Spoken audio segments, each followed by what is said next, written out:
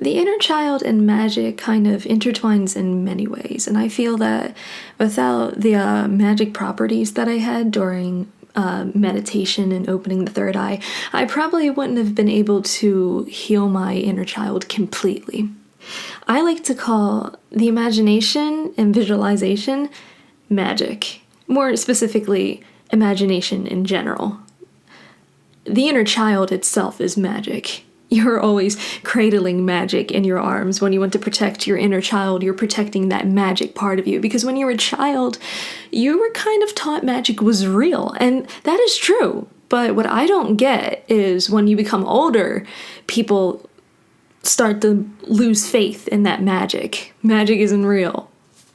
If all of the world problems could be solved, that would be magic. World's problems, my bad, my apologies. Magic gets turned into something more sarcastic by some adults. I like to say adults that don't really have their inner child anymore, that were shunned so much that they lock this inner child away, that whenever it wants to come out to play, you have to shove it back because you're afraid of what society is going to tell you. For example, Build-A-Bear. Maybe a shitty example, but more of like, you're 36 years old, for example, and you're not even with your kid, you're just walking around by yourself shopping, and your inner child sees this like stuffed animal, this like comfort item, maybe nostalgia hit, and you're like, wow, that reminds me of like Mr. Snuggles or something like that. You could indulge in that and go get a bear for your own self, for your own pleasure, and that's completely okay. That's a form of self-love, and that definitely heals your inner child, because what child doesn't like stuffed animals? And it's okay to like childish things when you're an adult. Literally, if it makes you happy, then like it all you want. That's kind of, in my opinion, the rule of life. If you're not enjoying your life, doing what you want to do with your life, rather than living in someone's shadow or afraid to embarrass yourself in front of your parents, or they're going to be so humiliated to have you as a daughter or son because you didn't go to college, that's not fulfilling life. And it's kind of a waste if you're not living for your own life, because you only have one, and God knows what you're going to reincarnate as later on down the road. I mean, fuck, you could literally become an ant and then get squashed the first 2 seconds within your life. And it is a lottery ticket to become a human being. So you might as well spend this life enjoying what you do, because, as the cool kids like to say, YOLO, I'm 21, I know exactly what it is. So, forgive me, I'm a bit high too. I'm rambling. I opened up GarageBand and was like, shit, let me get this shit down when my creativity is running its fucking gears. Fuck! To lose your inner child is to lose yourself. To lose your laugh is to lose your footing. So,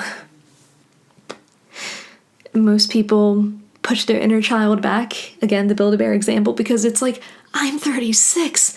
I go in there and this employee is gonna be like, what the fuck? This 36-year-old just walked into my store when I'm trying to help a bunch of like 3rd graders who actually need this stuffed animal, and this fucking 36-year-old with their fucking balding hair and stupid glasses, and God, their parents must be so embarrassed of them right now. What would they think if they saw their 36-year-old child walk into a fucking Build-A-Bear?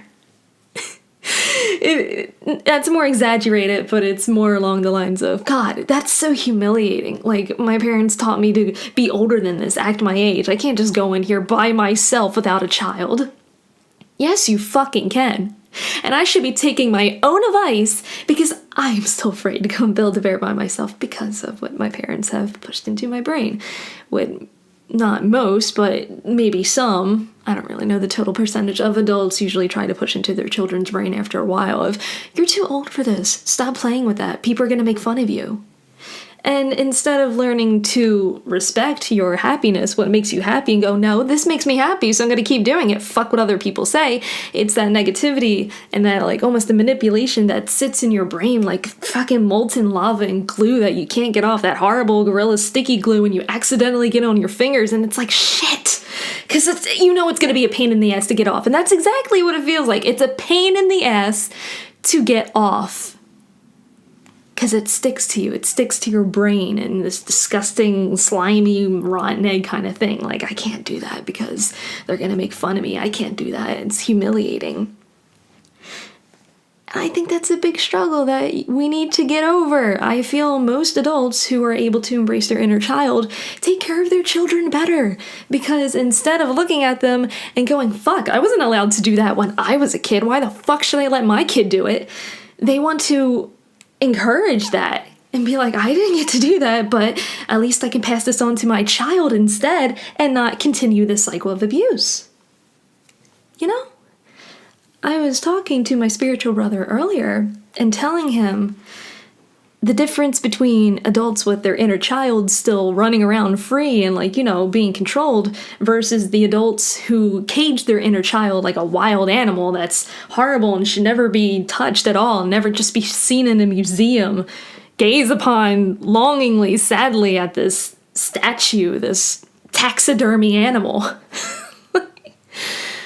And you go in a forest, for example, and the people who cage their inner child would be like, I don't see the point really in this, when the other person's going, wow, it's so magical, it's so amazing, it's so beautiful. And maybe they think it's hippy-dippy bullshit, but I'm guaranteeing you some part of their brain is like, it's just a fucking forest. They're trees. You see trees passing by to school every day. Rocks, streams. Sometimes we see streams here and there. There's nothing special about this. We're just walking in the woods.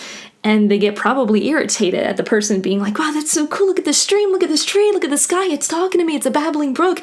Like, shut the fuck up. Who cares? They get probably envious because they weren't allowed to feel all that kind of shit. They had to repress it. And now somebody else is finally fulfilling the dream they couldn't have, and they're envious now. They're like, fuck you. I should have that fucking dream too. If I can't have it, then fuck you. You can't have it either. I'm going to be an asshole and be like, so what? Pfft, it's not too bad. Yeah, it's the woods. Who cares? I hate people like that. I'm sorry.